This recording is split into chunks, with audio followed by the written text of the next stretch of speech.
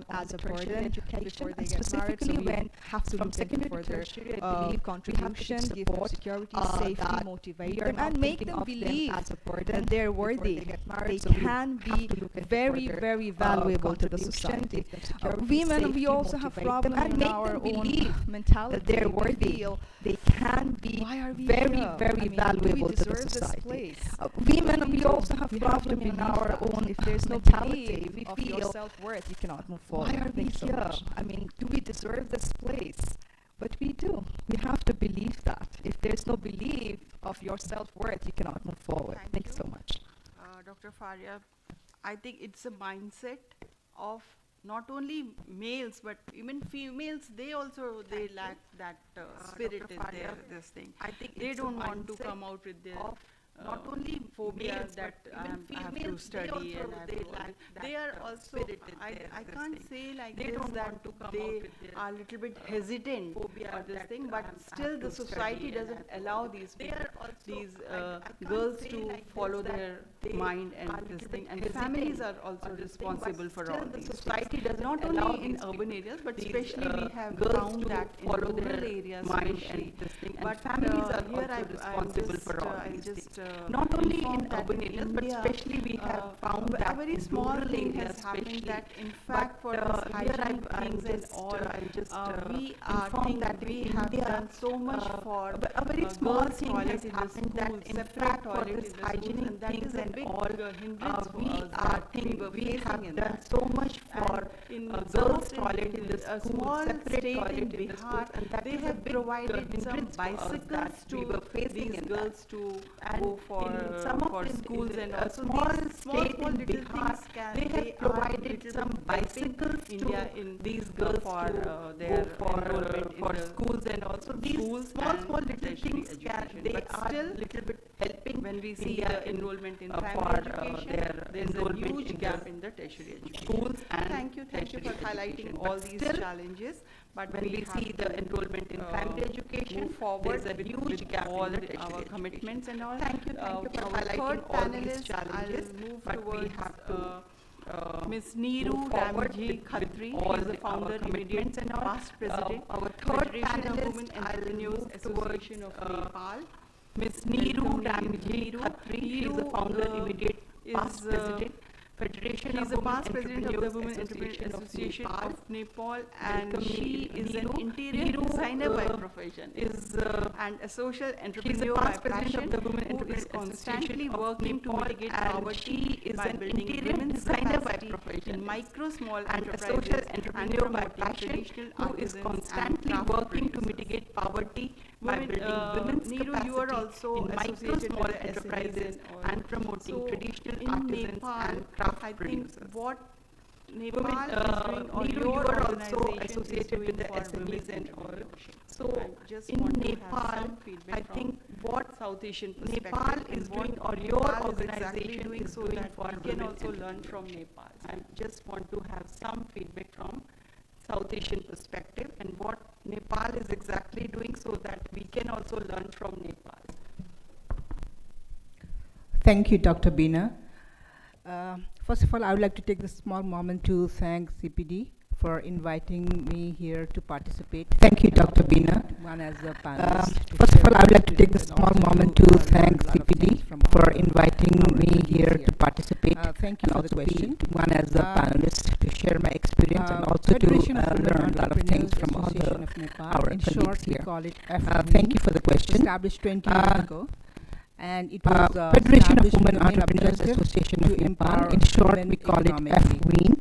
Established 20 years ago, and it was established with the main objective to empower women economically. It's a business association platform, and we work on 4 different aspects. We have advocacy, which we need to do a lot of lobbying and advocating for our women entrepreneurs, for policy, for regulations, etc. So advocacy is one point. And the other one is about the capacity building, because women entrepreneurs, they need a lot of support in building capacities in terms of training, and the skills, the finance, etc. So the most important part, the capacity building, and the third one is about the business support services which we provide to women entrepreneurs. So it's not only the we have almost non-members, 4,000 plus make women entrepreneurs very nominal associated fee with our and they will get organization. So it's services. not only the members, it's also the in, non-members who can this, make very nominal fee, and business they will get support, the we services. provide services like in to establish this, and register their new businesses, business support, renew their we old provide businesses, services and, like other to legal establish or compliances, register their you know, new and also businesses, connecting them renew to, their old financial businesses, institutions and and, other legal supporting them compliances, with, you know, capacity, and also connecting building them programs to like could be skill financial training. institutions, We have a lot of and natural resources, supporting them in, with Nepal. capacity So we, building programs, taking like that it in could be account, skill we training. try to We have a lot of identify the natural main, resources in in a particular Nepal. area, So we, and then we give taking training. that in account, So that we is try also to one part. identify And the the other main one is, resources in a outreach particular and area, networking program, and then we where give training. we have So lot that of is also one stakeholders, part. And the partnership other and one is collaboration, not only with outreach and organizations, but networking we also program, kind of where link we them have with the a individual lot of entrepreneurs. stakeholders, So these are the four sectors. partnership and collaboration, what, not only kind with of services organizations, we but do we in also kind of detail. link them with the What we individual do is, entrepreneurs. actually, So these are the through four sectors, business and development what center kind of we did, and services the we latest do I'm just in trying to detail. share that, What we do is we actually came up with, through we designed one app, Business Development it's Center, we've been basically, at the latest, I'm simple just trying to financial, share that app, we where women came up with, we entrepreneurs can designed use one it app. for their It's financial basically record, a simple financial inventories and, app profit, where and the things women like that. entrepreneurs The can reason use we, it for their brought this out, financial created this record, app was because for inventories and, you know, women profit entrepreneurs always and things having like a that. problem with The reason we finance, brought because this out or when they created go and this app was because bank and financial women institutions, entrepreneurs are always they're having not, problem with access really to finance, addressed, you know, because they're not when they go and approach given, their bank and the financial credit they institutions, seek. they're not there are a lot of, really gaps addressed, in you know, between. they're not So what we realized given after their our, the credit a they, little bit of they research, seek. what we thought So was there are a lot yeah, of the gaps in financial between. institutes, So what they we come- they realized say, after I mean, our the little comment bit is of research, they're what we not keeping thought up was their, you know, financial the financial institutes, record they well, come, or they they say, I mean, that lack is in their the comment is knowledge they're not in, keeping up their, you know, financial keeping the record financial record. well, or So they lack, and you they know, don't kind have of much investment knowledge and in so this app their will financial is a keeping proof the financial actually record. to So and they make don't the have much bank investment and things like understand that. and So realize this that app women will are is doing the a transaction, proof actually gives them day-to-day record, and make even the the monthly bank profit they're making. understand and So, realize that with women that kind are of, doing the proof or that transaction, kind of, it gives them documentation, day-to-day our record, and organization even the will monthly the lobby profit with the they're bank making. to give So loan to with particular, that kind of you know, seeker, proof woman or that kind entrepreneur. of So that is one of the documentation, main objectives our to come up with organization this will kind of lobby with this the bank app. to give loan to Like particular, I said, you know, that we have a seeker, lot of woman trainings, entrepreneur. So that is one of giving the to main women, you know. objectives to come up with So this now kind we have a this app. digitalization that is one of the main Like I said, subjects. then we have a lot of Most of the trainings women who are into giving to businesses, women, you know. So we now we realize, have a especially in the digitalization that is pandemic one of and the the main lockdown time, why subject. digitalization Most of the and, women you who know, are into businesses, e-marketing, online marketing, we is so realize, important. especially So in the this has been pandemic a and the new, lockdown time, demand, why and a new digitalization and, trend. you know, So we've been e-marketing, serving online them marketing with is this so kind of a important. So it training. has been a new And, demand besides and that, a new trend. So what we we've do been is, we have other serving kind of, them with this kind of a training. programs and which And, support their businesses. Besides that, one is what we disaster do is, disaster risk we have other kind reduction of, management, which is very very important. programs and which as support we'll the know businesses. that One is Nepal, we have, disaster risk various kind of reduction disasters management, happening. which is Could very be, very you know, natural important because disasters and, you as know, we'll know sometimes not that really natural. in Nepal we So have to deal various and kind to, of you know, disasters happening. to It be could be, you know, resilient, natural so we need disasters to, and, you know, sometimes give them not really support natural. in this kind of training. So It's to training deal basically. and to, So, you know, the other to be program is, resilient, so we need menstrual to health and hygiene give them management, support which is in very very this kind of important training. to It's a women training because women are basically. working. So women and the other program sometimes is it's very difficult. menstrual like, health and hygiene mentioned management, which is earlier very very that, important you know, to we women need a because safe women are and working secure for places, women, and so sometimes that there's it's a, very you know, difficult, like competence we in their work, mentioned and also earlier, safe places that for you know the we women, need a you know, safe and hygienic secure place. places, These kind of so programs that are there's very, a, very you know, important. competence in And their so work, safe safe work and also a safe place for the women, hygienic place. So these kind of programs are very, very important. Not only to the safe working places but also women. These are the trainings which our organization and one of the most important organized thing is we conducts, organize not only to the flagship business program, owners the but also International to the Women people who are Trade working. Expo. It's an annual program. And one of the most It's important not thing only is for we women organize entrepreneurs in Nepal, a but we also flagship kind of, program. It's an International Women Trade invite, Expo. It's an our annual networking, program. It's not only for women organization, entrepreneurs in Nepal, in but we India also and kind of even in Bangladesh, we work invite very closely with our Women Chamber networking Commerce here. And organization so it's a very in India and even platform in to Bangladesh. exchange, We work very not only closely for with business to Women business, Chamber but we Commerce kind here. of learn a lot of things from So each it's a other. very good platform to exchange, not only for business to business, but we kind of learn a lot of things from each other. These are the few things which we do. Thank you. Your organization is doing a wonderful job, capacity building, skilling, and developing app, and for the financial inclusion, they are getting access to finance and all. These things your organization is doing, but I'll just I'll ask you once again when I'll come back to you. Exactly, you have done your part, but what is the impact of all these things on women's lives? That will be my next question. So I thought, let me tell you, and I'll come back to you once again. What is the impact you are seeing on the women's lives? That will be my next question. Thank you, Neeru. Let me tell you, and I'll come back to you once again. What is the impact? Go to my next panelist, and she is Barrister Rashna Imam. Now, welcome, and you are from legal this thing. So I think Barrister Rashna Barrister. And she is the managing partner of Akhtar Imam and Associates and an advocate of the Supreme Court of Bangladesh. She is ranked as a leading lawyer in the categories of corporate and finance and dispute resolution in the renowned international legal directories, chambers and the categories of I have a very long bio of yours, but it's good that we have a all these panelists are from diverse fields. It's good that you are from the legal side. It's good that we have all these panelists I just want to ask you one thing about legal side.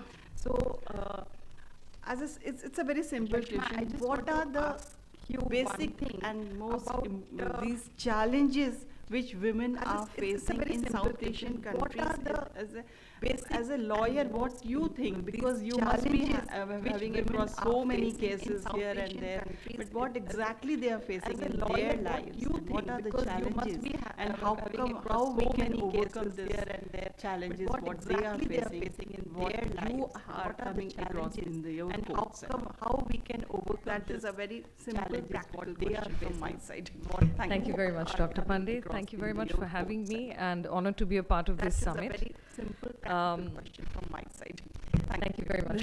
Challenges. Thank you very much. Sorry, I overheard someone saying that this is the million-dollar question. I absolutely agree. There are so many challenges. The reasons are so complicated. Sorry, I overheard someone saying that this is the million-dollar question. But I'll still attempt to give a summary. Many challenges, and the reasons are so complicated. One of the challenges that it would be quite difficult, I believe, is the reason why women don't pursue higher education.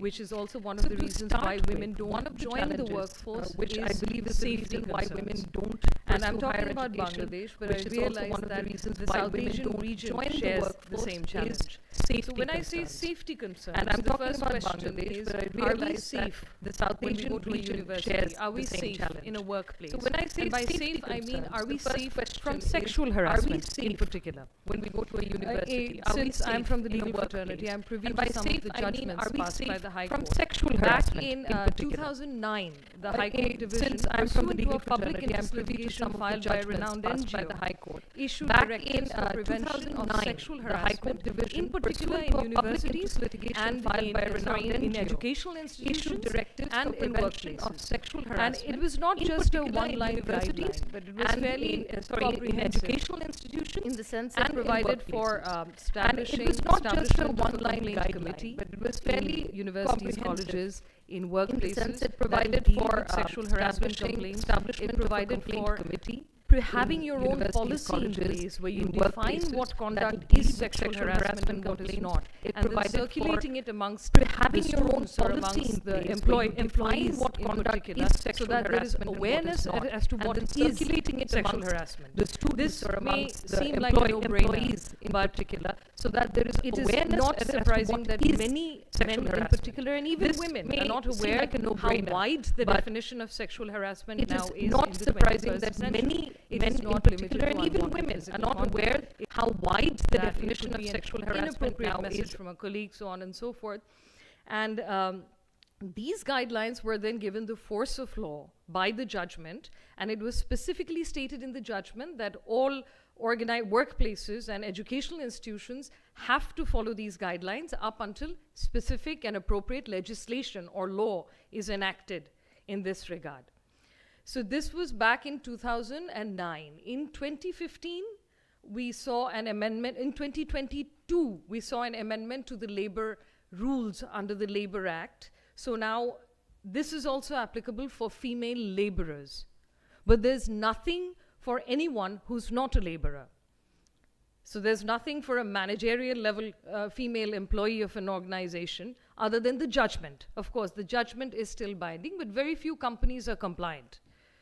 Mostly multinationals are trying to comply and NGOs are trying to comply, but other than that, so far as the local companies are concerned, very few have this complaint mechanism in place.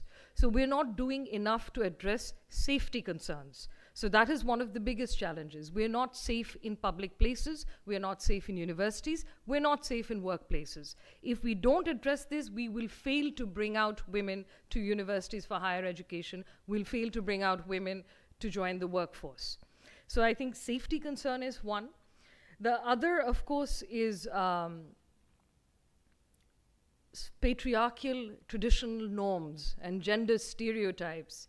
Society expects a woman to fulfill a certain role, and that always comes in the way. We have an unfair share of family responsibilities. Every single woman in Bangladesh has an unfair share of family responsibilities. That has to change if we want to go out there and join the workforce.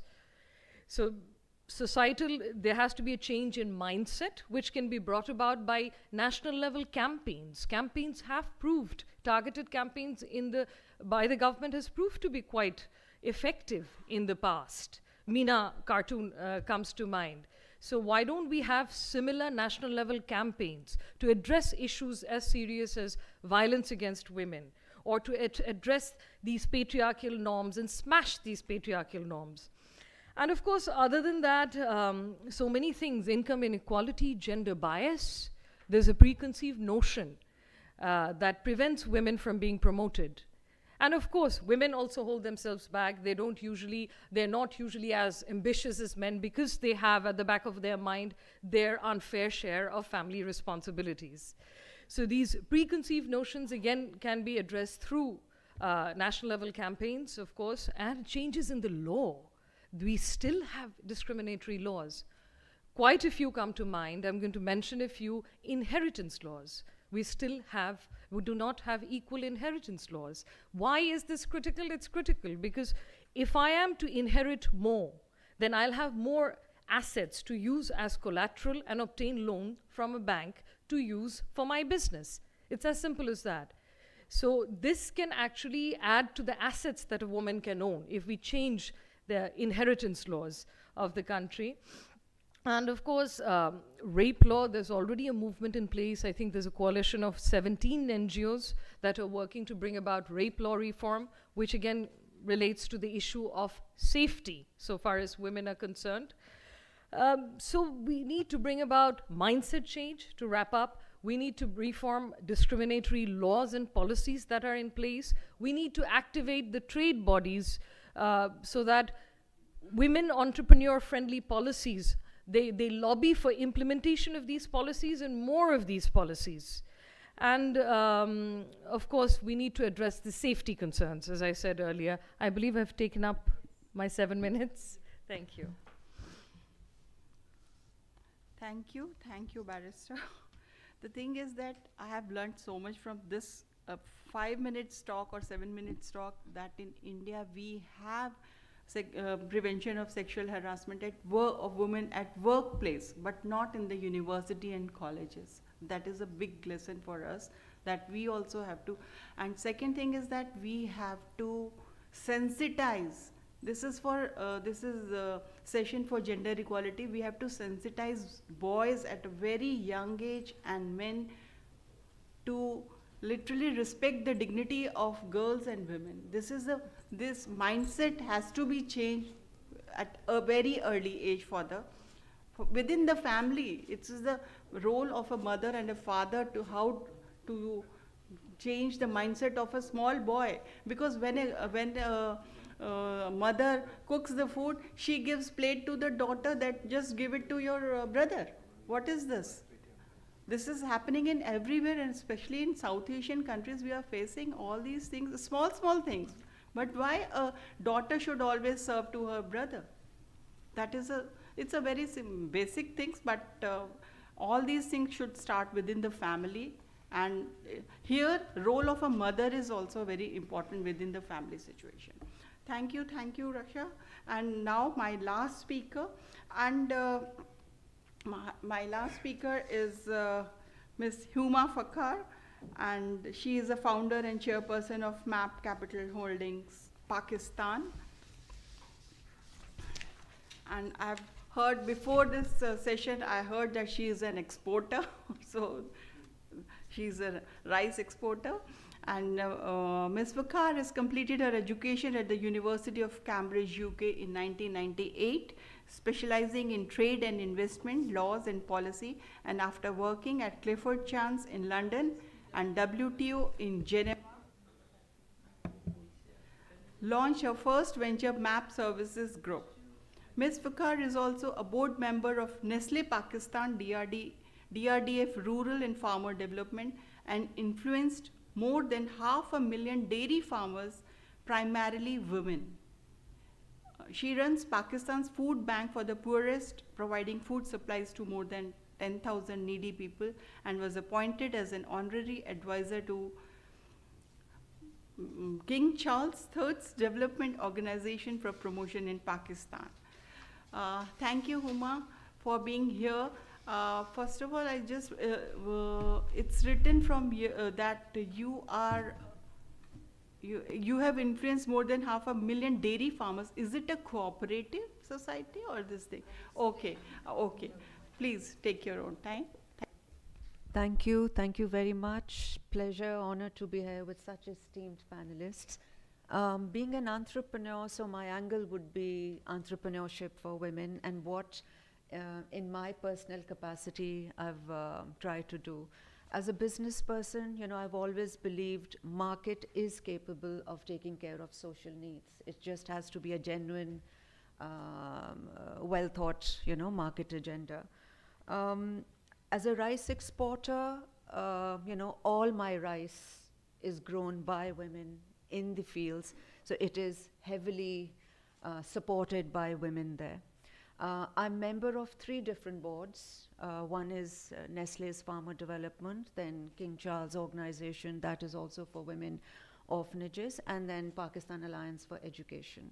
I'd like to clear a few misconceptions about Pakistan.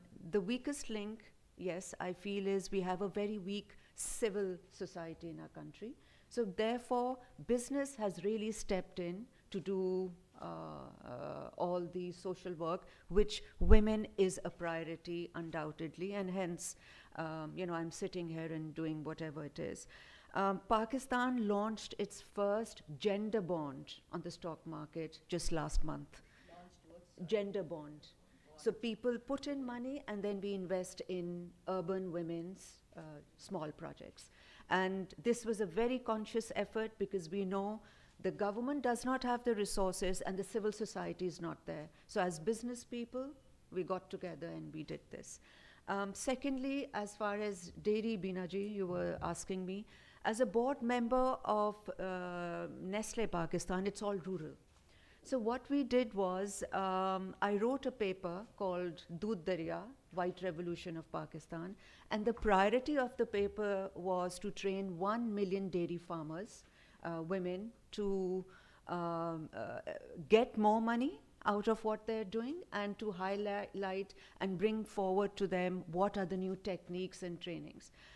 What we did under that training was we raised money. Right now we're sitting at about $60 million. We raised money, we went to villages, we told these women that you have 2 animals, get the training from us, we give you a certificate and name of the closest branch in your locality.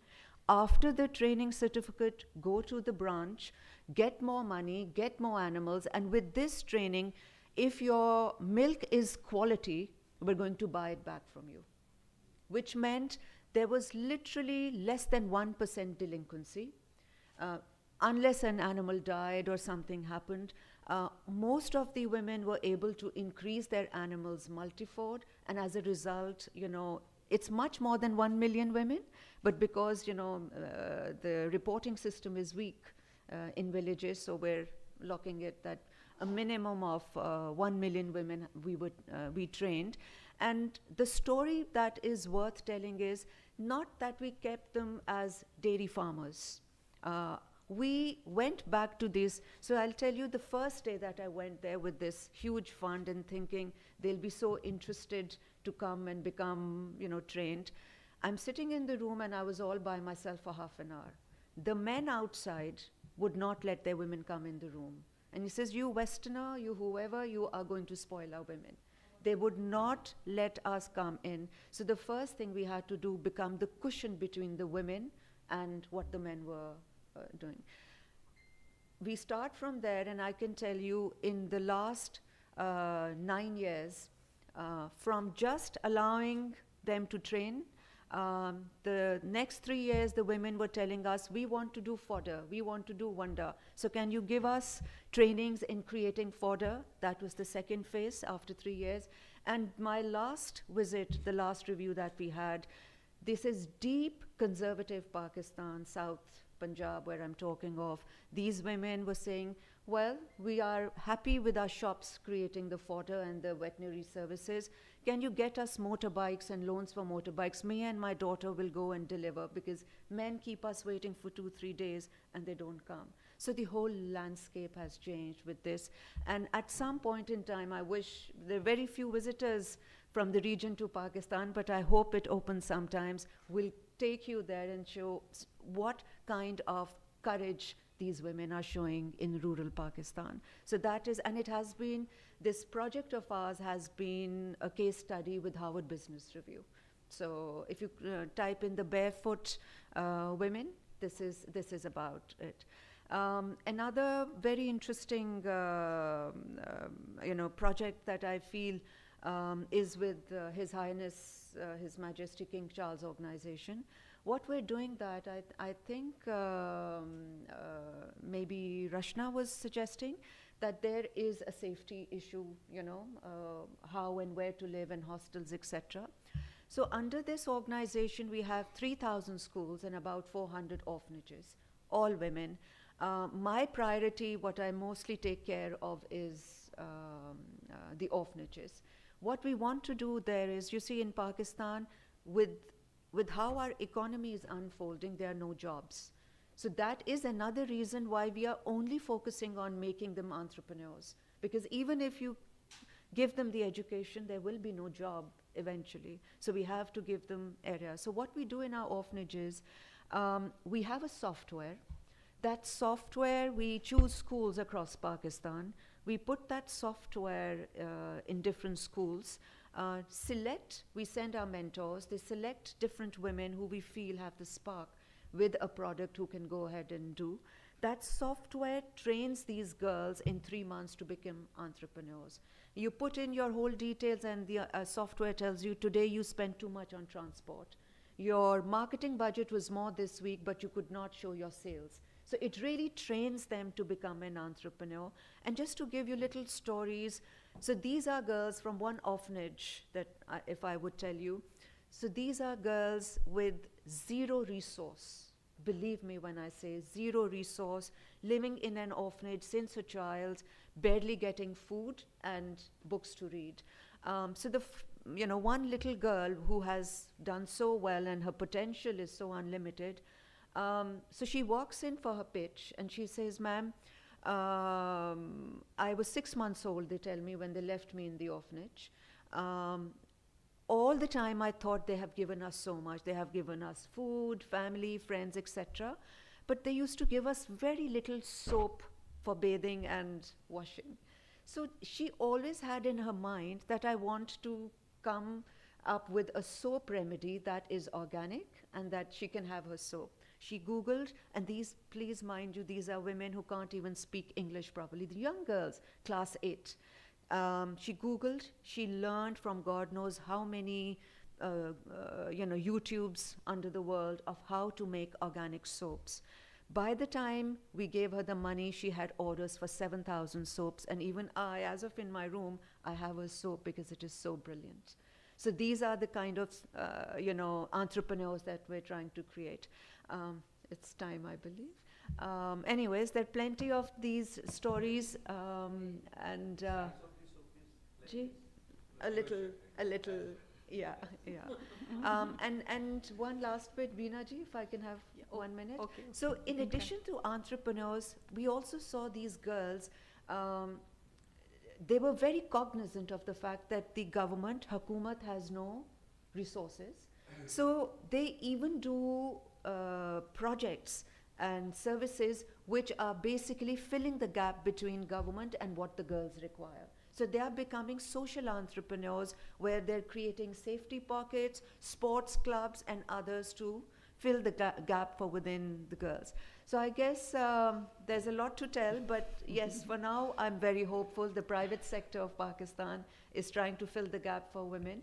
And my recommendation would be, as South Asians, all of us together, perhaps Swati or anyone could do a Women South Asian conference where we can share each other's views and interact and get to know each other as a start. Thank you very much. Thank you, Huma, for a very interesting and eye-opener story for all of us. As a researcher, with your experience in Pakistan, I have got a very small, simple questions. I'll start with you once again, and then we'll move ahead. First thing is that when you people were doing all these things for girls and women, dairy farmers, it's a small thing. What are the reaction of men and boys in the family? It's a simple question. First thing, what is the reaction of men? And when you people have developed these apps and all for the school-going children, whether they are able to, that means they are in which type of education, whether they are studying some technology, STEM in this, are you able to understand the STEM things and all, something like related to science and all, whether. So it's not that only we are just students are there in this thing, but STEM is STEM. Apart from this STEM, now we have understood that it's not only STEM. Apart from this, we have to add F also, finance also. Women has to understand finance, STEM also. So whether these girls are able to absorb these things and also. And third thing is that now you have explained everything. Is there any case study that is published for all these things, so we can also go and have this? These are my simple questions.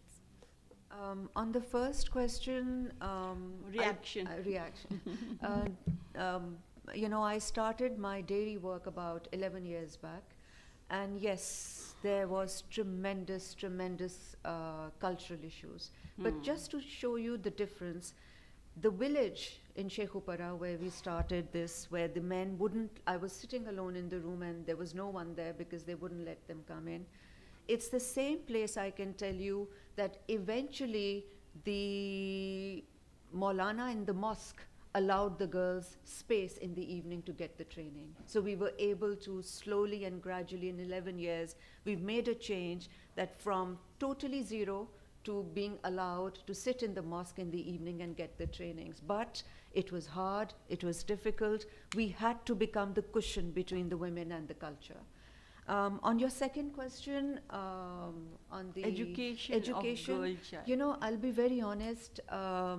In that sense, I'm not qualified to answer this because I am working with the orphanages, Okay. and their education is so basic. And why Okay. we are working with the orphanages? Because once they reach class 10 and 11, the orphanage asks them to leave the hostel. So we want to start training them as an entrepreneur. So by the time from class 8 through 12th, by the time they reach there, they have something they can, In there, you know, yes. look forward. But I'll be honest, Beena ji, that I can go on all day of what the stories are. This orphanage girl from Peshawar, she's come up with a pink Uber where the lady drivers pick up the students, pick up the teachers. So it's all again countering the culture. But I wouldn't know where they're getting when my questions were put to them, where did you learn all making these products? It was just digital. So the answer is, it wasn't external education, it is all technology. Technology. And as for documented, I mean, I wouldn't know where it is documented, except Okay. that this year, you know, I got the Global Women Award, so they are documenting something, all this effort. So maybe in 6 months, something would be ready that we can share. Thank you for all this information. Now, I think we are running out of time. I have been advised that we can start with an open floor. So, first of all, I will, now we have two stalwarts here. Sir, can you please intervene and just guide us at least how we can go ahead and how women empowerment and gender equality in South Asian countries? What is your... Yes, sir. This is... Thank you very much for recognizing me. I think that is a fantastic act of gender equality for this session. I do appreciate that. No, Madam Chair, the panel was fantastic in many ways, and they're very illuminating. And as I say, it's both head-warming and heart-warming at the same time. So it was both for the head and the heart what has been said. I want to make just 2 points based on what I have heard. Some are essentially structural issues, cultural, behavioral issues, stereotyping, which goes on, notwithstanding various improvements which we have seen in our respective countries. In our recent past, our work in the post-COVID Bangladesh and elsewhere, and the two ladies sitting next to me had been very much associated with our Citizens Platform work on this. So 2 major findings which I would like to share. First, notwithstanding improvement of the financial circumstances, economic well-being, still the dropout rate from the school going up to the secondary education, poverty still remains an important factor. Notwithstanding the fact that the government gives allowances, free education, but there are non-direct expenses on which the parents are not still ready to spend on their girl child. So there is a household level allocative behavior which is very much anti-women, still, notwithstanding the government support policies and etc. So poverty still remains a problem, and for that we would need to think through how we go to the second generation support measures in order to make sure that the girls really complete education and goes into the tertiary education finally on that. This is one. The second observation based on our recent work, particularly with the left behind people, what we call LNOBs, the left behind or pushed behind people, is that notwithstanding the fact there had been legislative, regulatory, and other administrative improvement pro-women, violence still remains a major issue. And violence, we have heard just now, it's a violence at home, when you move from home to school, you move from home to your workplace, and at workplace as well. So I think the violence issue has still persisting, and it still remains a taboo subject in terms of public discourse.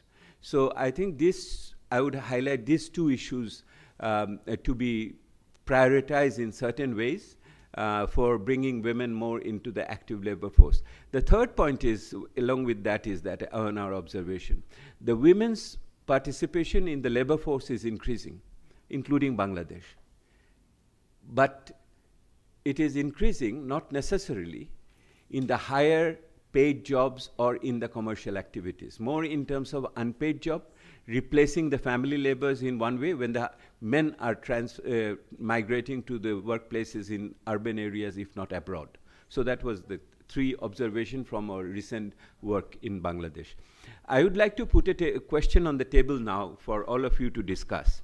You see, the subject matter of the discussion is about empowerment.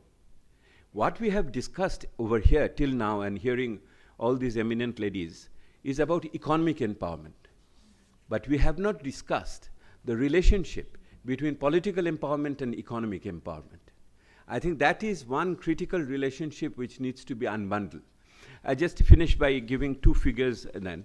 You know, in South Asia, Bangladesh tops in gender empowerment, much better than India, Nepal, even Sri Lanka in that way. Of course, we top the ranking because our demographic mix is much better than India. We don't have the missing girls here in terms of male-female ratio in the population. That is one which takes Bangladesh a bit ahead. But there are other issues. Similarly, if you look at the world's top 5 gender-empowered countries in the world, one of the top countries in the 5, apart from the Nordic ones, is Rwanda. So Rwanda has more women in the parliament than any men and anywhere else in that way. So the interesting question is that one thing we see for sure, the most energizing conclusion, economic level is not a binding constraint for ensuring gender empowerment. So if those who said earlier that you need to be a developed country in order to ensure the rights of the women is a false argument. So that is my contention. So this is one, it proves that even with lower level of income, you can still provide public services in terms of health, education, and also gender empowerment. This is one. But interestingly, these two countries, Bangladesh in Asia and in Rwanda, doesn't really figure very high in terms of freedom index, in terms of democratic accountability. So how is it possible that you have improved economic empowerment or empowerment per se with many women in the position, but not democratic accountable? So earlier we used to think that if you put more women, there will be less corruption and more democracy. I think that is something which we look at much more closely. Thank you very much. Yes, thank you. We need people in the decision-making position, especially starting from the family, this thing. And for that, they have to be financially and economically independent. Then only they can take decisions at household level. Then we'll start with the political level. I don't think this is a discussion which will be solved immediately over there. But I just wanted to put the issue on the table. And those who are researchers and other analysts over there, please have a look at it. And it is a multidisciplinary subject, so we can think through it together. I do agree with sir. And anyone can please first introduce yourself and then give your suggestions and comments. Don't. May I suggest something? Hello.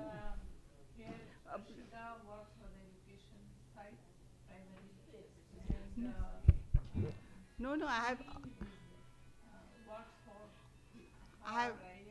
মানুষের জন্য, that is for the people, and he is we can say woman leader of this country, both of them, and Amina here is also a woman leader. I work only for the election and democracy. So when political power, the subject of political rights comes, then I will speak it. So you can ask Rashida and let him hear. Excuse me, he has already raised his hand. So first I'll give chance to him. First, just introduce yourself and say your comments. Okay, my name is. Second. Okay, my name is Dr. Rajan Chandra Shah. I'm working in SAES, a private company, but I'm also working in World Bank as consultant and ESCAP National Transport consultant for Bangladesh.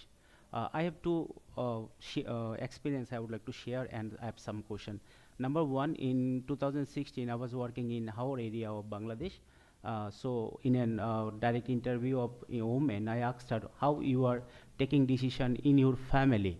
Then she told that as you are giving 14 kgs commodities, food commodities in every month, that is empowering me. That the experience of financial inclusion to the family, that is allowing her for taking decision in her family.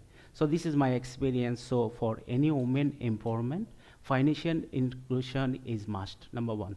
Number two, lastly, I worked for World Bank for commodity assessment for import-export for regional connectivity. That time, in every commodity, we tried to make one connections of women empowerment. So the sector, I think everybody, we are aware that in Bangladesh, the one sector that is over-empowered, like ready-made garments, the ratio is more than male, okay. After that, we try to get another sector where we can work and we can make imbalance or reduce the imbalance. So that time we tried to get one other sector, that is the transport sector. This is my self-funded research project, Gender Inequality in Freight Transport Sector of Bangladesh. We visited bus terminal, truck terminal, Dhaka, Chittagong, even India, and we found that there is no working environment. There is no health facilities, there is no living facilities, everything there. So we just went to some NGOs like CARE, BRAG, how female drivers are working. So I just one questions and answer I'm sharing here. So I asked one female driver, she told that female are working here due to male raised their hands to adopt, that males are helping them to work. So NGOs are making the facilities, working facilities, health facilities, sharing, and also supporting the family. So we need to target in SAARC areas, that means all countries. First we need to identify the sectors where we will go to for gender inequality and women empowerment. So RMG, then transport, then value chain developments in the village and rural areas. So I have a heavy request to all. So finding the sector, take a step and increase the participation. That will increase the gaps in between male and female, and it's a really part of women empowerment in our South Asia. Thank you very much.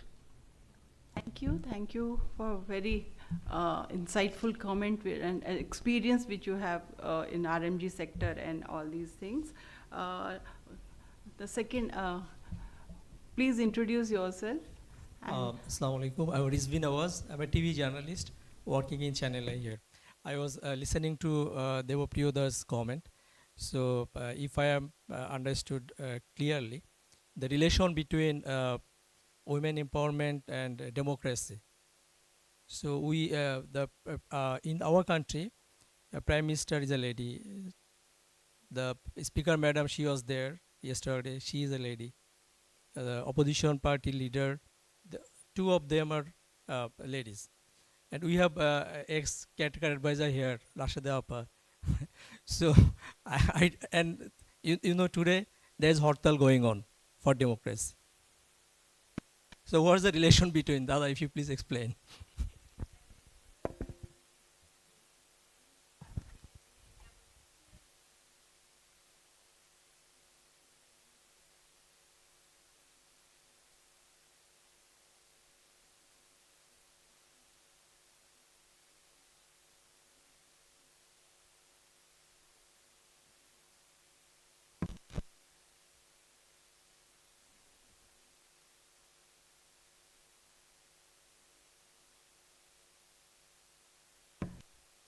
It's very easy.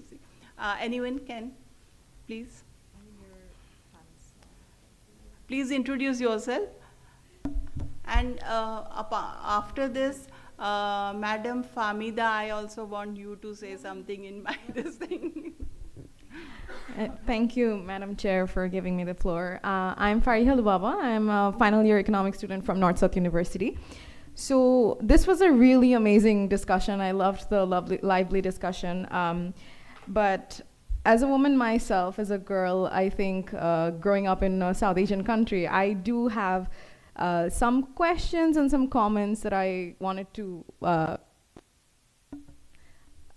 present here. So we talked about women empowerment and how there has been steps taken towards equalizing the labor force and the economy. So we are making efforts to empower women and providing them different skill development trainings as well to make it easier for them to join the labor force and the economy. But are we doing enough to sensitize men with the idea of sharing their workplace with another woman? Because no matter how lively this session was, if you look around, the participation of men is kind of unfortunate. It's mostly women here. So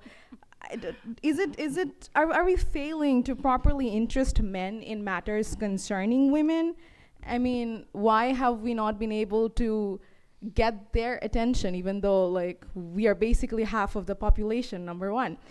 And number two, the factors that come from society. We were talking about how a lot of the female don't go into higher education. And I think it is also because when it comes to men, their futures and the mindset that this society that we have is that, you know, it's always target oriented, their goals, their career that matters. For women, it's like, oh, you will get married though.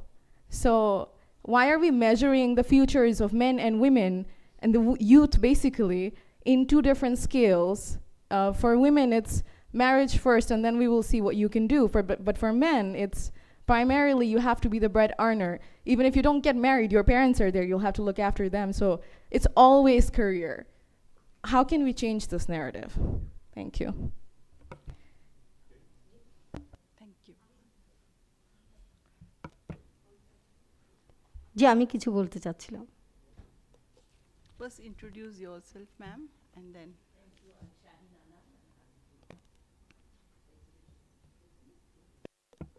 Sorry, I'm Shahin Anam. I'm the Executive Director of Manusher Jonno Foundation and a group member of the Citizens Platform for SDGs, which Devopriya was speaking about. He's the convener. It's true, it is an amazing discussion, and I'm so particularly really interested in your presentation and what you spoke about the gender bond, and I would like to talk to you about it. And I think this is why these regional meetings are so important, that we can share each other's best practices and what's happening. I didn't know, and about Pakistan, I must say we have a stereotype of it being an extremely conservative and non-friendly place for women, especially in the very deep conservative areas. So thank you for illuminating us with your work. It's very extremely important. I do agree with what Devopriya said, that these incremental economic empowerment for women is really not a precursor or for women's political and social empowerment. And one of the example I want to give is about microcredit. Millions and millions of women receive microcredit, and definitely their economic situation changed to some level. But were they really empowered socially and politically? What is the indicator of being empowered for women? Do they have more decision-making power? Has violence against them been stopped? Has child marriage stopped? Are they more respected in society? Is there a more positive image of women in society? And violence is a symptom, is a symptom. The root lies in the fact that women are not respected at home. I'm very sorry to say. The BBS survey of 2010 came up with this absolutely horrific statistics report that 85%, 75 to 85% women have faced violence at home. And then in 2015, it improved a little bit. And many of us who have been working on women's issues for 3 decades, we just wanted to go home. I wanted to go home and put, a sheet over my head and lie down and never get up. But we were happy that BBS was brave enough to do that, survey, and they are again doing one. They're in the process of conducting other. So what does it mean that women are not safe in their homes? Yes. What does it mean when 51% of our girls are married before the age of 18? You know, and the other thing, I just want to point out that women are not a homogeneous group. When we talk about women's empowerment, in our development plans, we have not considered the different kinds of women, of low-income group, women with disability, marginalized women, women from higher income, those who are educated. So unless we take these differences into consideration, we really cannot develop policies and plans unless we target those women and understand what they need, including their strategic and practical needs. I also want to bring up this issue of labor force participation, which is we want all our women to be skilled, educated, so that they can go into the labor market. But we know that millions of women in Bangladesh, in rural Bangladesh, and in many parts of the region will stay at home and work, not be recognized, not be given any importance, and yet they will continue to work. And you said about rice export, and I said I'll tell you something. In Bangladesh, out of 22 activities performed for rice cultivation, 17 are done by women. And yet, she doesn't take her product to the market, and she gets no recognition for it. And her husband, who takes the product to the market, never comes back home and tells her that, look, what I've earned today is because of you. So women's position in the family has to change somehow. And you talked about a national campaign. We did launch a campaign called Equality Through Dignity, which was saying that women have to be respected at home, but an NGO cannot launch a national campaign unless the government joins. And there's been absolutely no work in Bangladesh, I don't know about India and other places, to change society's attitude and perceptions about women. And I think the root cause, the main problem lies over there, coupled with, and I'll just end, I have just 2 more points. It is the discriminatory laws that we have for all women in Bangladesh, some differences between Hindu, Muslim, other laws, but they're all discriminatory, I'm sorry to say. That is one. And the other one is weak implementations of law. Women, the justice system is totally unfriendly towards them, and women don't get justice for, And the third is the non-functionality of institutions, right from the local level to the national level, which has a direct impact on women's empowerment. Nobody is held accountable for not doing the job that they are supposed to do. All these infrastructure is in place. For example, to stop violence against women, there are committees right from union level to the district level, but they don't work. Why doesn't it work? Why doesn't it work? Because there's no accountability and because it is women's issues. So both. So perception and also inefficiency and also insensitivity.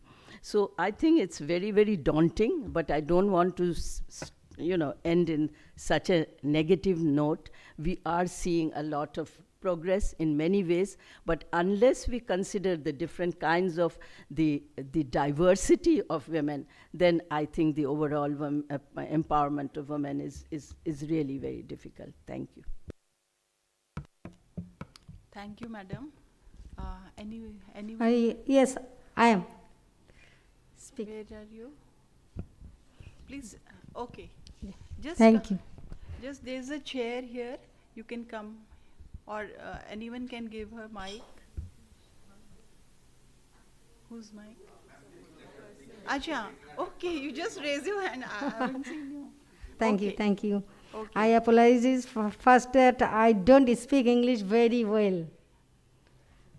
No, it's okay. You are welcome to say My anything. eye is stay. Number 6, why are women hardly seen in leadership position? At present, women are being subject to violence while working, and their health problems are increasing day by day due to excessive work pressure. Besides, their living standards have decreased due to the wages they are getting, having to fall in the face of challenge. I think in order to bring them into leadership, it is very important to ensure their good health along with wage hike, maternity leave and allowance and social security must. Then we are talking about women's empowerment, but look at the two laws in one country for women, especially in the private sector in Bangladesh, such as 4 months maternity leave for women workers in garments and 6 months for government women employees. You tell me whether women's empowerment will be fulfilled properly. It is women being discriminated against by women. Thank you.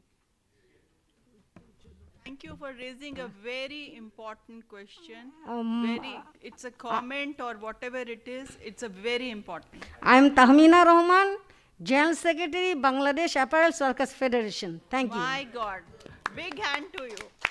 You have raised a very important question. Literally, we need people like you to raise your voice in the platform, in the South Asian platform, and each country has to do for all these things, maternity leave, decision-making positions, why garment workers, and there is a discrimination in maternity leave. This is a very serious question. Thank you for raising such an important point here.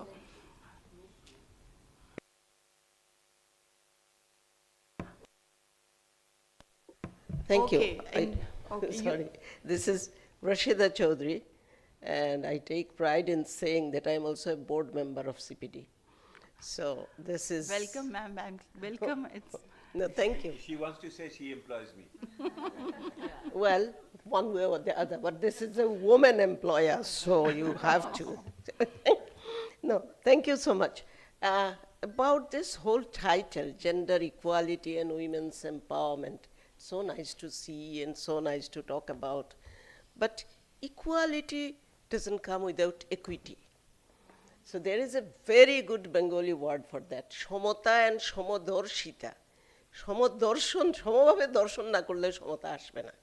So this is one. And empowerment, this whole word is used so loosely, because in whole of South Asia, I think we are using this as, you know, the indicator is participation of women.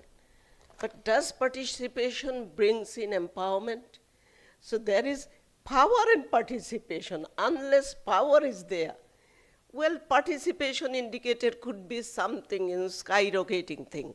Everywhere in our country, Bangladesh is doing much, much better in terms of participation of women in all spheres, even including political. But the question is, are we empowered enough to say that participation is enough? So that's one point. The other one is participation, and there is again a very beautiful Bengali term, Angsho Grohon or Angshidaritto. Do we have the Angshidaritto? That means, do we have the power to change? That's not there. Participation everywhere. Economic terms, education, gender parity, everything, blah, blah, blah. But this is one, after working with almost more than 4 decades with communities and with women's groups, this is what I feel personally. We may be empowered enough in this whole room, even our trade union, lady. So I feel empowered looking at her and listening to her. This is the point. But the thing is, as Shaheen has mentioned, the other point that I would like to emphasize, women not a homogeneous group. So that we have to acknowledge everywhere. And there are what Dr. Devopriya has mentioned, there are left out, missed out, and pushed out. Left behind, missed behind, and pushed behind. These 3 groups, women will be the majority. And with regard to women's economic participation, now because of COVID, there are entrepreneurs in Bangladesh coming up, raised, huge numbers who are using e-commerce. And now F-commerce, Facebook commerce. I sat with 23 of them last month, the young entrepreneurs working, using F-commerce. But they were saying the same old story. Okay, fine, whole day we are, earning for the family. But at the end of the day, my husband comes back, just sits there listening to TV and watching, etc. But I have to do my home. Why are you complaining about your husband in the public? Well, that's another point. All husbands, not All her husbands, husband not only. my husband. Okay, thank you. I would not have come here if he didn't help me. That's true. So this is one point that I would really like to focus on. Power, on participation and empowerment, there has to be marked distinction. The point on education, because I have been working with a network of more than 1,000 NGOs who have been working in education, and 15 teacher unions, and 60 plus researchers like us, so I am working with that organization as the CEO. But the issue here is that women's participation at the higher level that Faria has mentioned. Many are coming in professional education. There are more women now in medical colleges, more women, but who are they? That is the point. The socio-economic status, coming back to the poverty thing. So who are coming to that level? And there is again kind of, inequality within, amongst women themselves. So that we have to also look at, that it's not only one single group that could be empowered, but the whole spectrum. So that is wonderful to see. Thank you, ma'am. Thank you for But can I cite one example just of a girl, 6th grade, because I visit schools so many times all over Bangladesh. In November, in one of the border districts, which is depressed area, a 6th grader girl, I always ask girls, what do you want to be when you grow up? I want to study robotics. A village girl from Tetulia. So that kind of expectation, demand, and dream is there. But from the supply side, okay, that's a big question. Thank you. Thank you, ma'am. Excuse me, may I speak? Introduce yourself and then please give your comment and suggestion. I will speak only for one point. Is it okay? Yes. Okay. In 2000, Singapore Women's Association of University Women published a book, namely, Women's Future is a World Future. It was in 2000. And I am working for election, for democracy. Election means free, fair, credible election in my country and other countries also. And I have watched election in many other countries of the world. And I think in my country, when women's voters are more than 50%, they do not vote according to their own choice. I have seen it personally. From FEMA, from my organization, Fair Election Monitoring Alliance, which started working from 1995, we are trying to educate women to vote. But still, just 2-3 months ago, I have seen that no women are voting according to their own choice. The family chooses. Then they go to vote. So they are not choosing the representative who is going to the parliament to make policy. So they are absolutely do not know, and they are not represented. And what happens in our parliament? We don't have direct election for women. Reserved seat for indirect election. And Rashida and Shaheen, Amina, all of us, since many, many years, we are fighting for direct election for women's seat in parliament. So we lack, policy makers who will empower us, with commitment. We are not choosing them, sending them to the parliaments. So I am not any leader for women's cause. They are the leaders. I only work for election. I watch election. I talk about election. That's all. But that, yeah. Thank you, ma'am, for raising a So, very important. responsibility. Whose responsibility it is to be? I'll just come to that point only. So, okay. We don't Thank have, you. Thank you. Now the ball is in their court, and I have seen about women voters of our country. Thank you. What is my understanding is that nobody has to give us freedom. It's only we have to fight. We have to empower ourselves. We don't want to, it should not be a co-responsibility of family, state, country. First, we have to think of ourselves, that we have to empower ourselves. This is my thinking, that it is, it's not that my husband sent me here. I said, because I was there, I'm studying, I'm doing job, and that's why I'm here. So we only have to fight for our rights. It's not only why a husband is saying this, that you have to choose this and this, that, because she is weak. She is weak. She doesn't read newspapers. She doesn't know. She watches TV, but still some compulsions are there from her family. So that should not be the reason. Excuse me, we are talking about the fortunate ladies, but I am talking about the general voters who are illiterate, who doesn't know, and all their NID cards are faulty. They do not want, when they go to vote, they don't know their ages even. How old are they? Ma'am. I know. There is a huge, that is what we call inequality. Illiteracy is there, and elite class and educated people are there. The debate is, it's so long, we don't have answers for all these things, but we have to empower ourselves. But there are, my recommendation for this panel is, first is that education is the key to the women empowerment. Secondly, we have missed in this discussion, we should also focus on care economy, care infrastructure. Because when there is a care infrastructure, there will be, so many countries are doing, Uruguay, Mexico, UK is also, there is a care economy.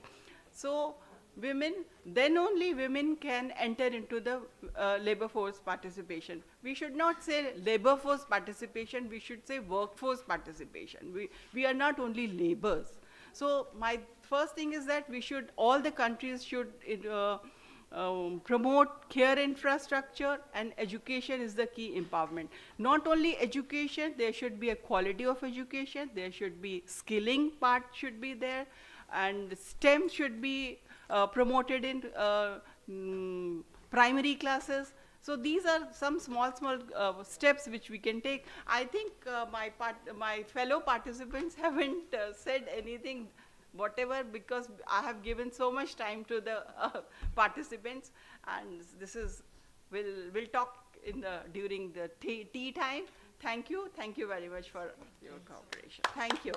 And thank you to the chair and all the fantastic panelists. Thank you. Very good session. Thank you. Yes, sir. Yes. We will have one photograph.